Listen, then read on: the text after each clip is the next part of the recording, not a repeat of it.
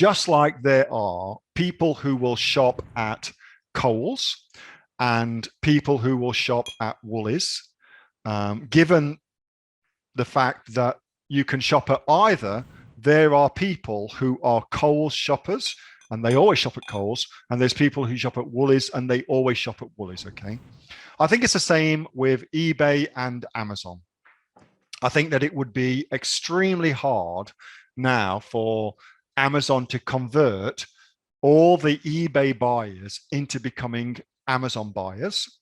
And I think it would be extremely hard for eBay to steal market share from Amazon, unless something fundamentally went wrong for one of those two platforms, okay? But I think for the most part now, people are kind of set in their behavioral ways, and that's kind of going to be how it's going to be, okay? So what's the difference? Well, Amazon.com hovers around 36 to 44 million visits per month, okay? Now, but Neil, you say, there's only 26 million people in Australia. So how the hell can it be 40 million people on average?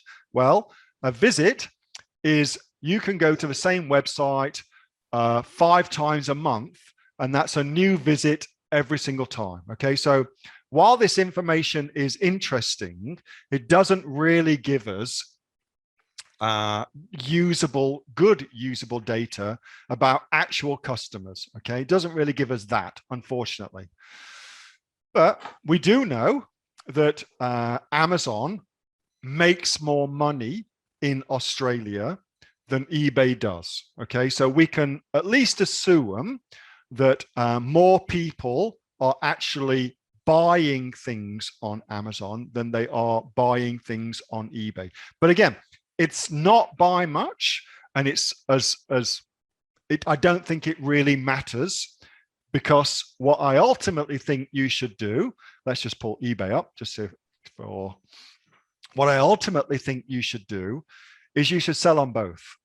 In fact, I really believe you should sell in as many different places as possible, because there is this quirk of human nature where we like to do things we're familiar with. We don't really like new things. We prefer to do what's familiar to us, okay? So Facebook has got their own shopping platform. Instagram's got their own shopping platform. Your website is another shopping platform. Walmart, you can now sell things on Walmart in the USA, for instance. They just opened that to people outside the USA now. And on and on and on. So you should put your product into as many different sales channels as possible, so that as many different people as possible get to see it. And you should start with Amazon and eBay. Start with those two and then broaden from there. Broaden out from there. Okay, that's what I reckon ought to be happening now. But as far as what the numbers say, 58.8 million visits per month, but we don't know if that's, we don't know what the hell that really means, versus 40 million, 38.7 this particular month, but it hovers around 40 million. eBay hovers around 60 million, okay? If you look at the actual volume of sales, Amazon's slightly ahead, which I don't know what that really means. We could guess what that means. We could guess, if we have a look down, we could see what referral traffic is coming in. So, it could mean, though, that more people are window shopping on eBay.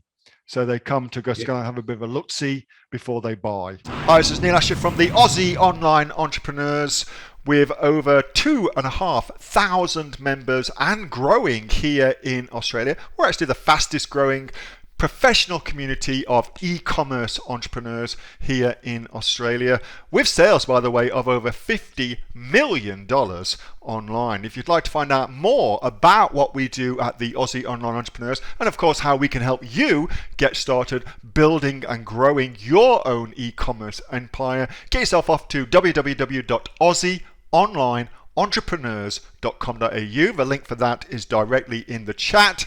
and I will see you in the next video. Bye.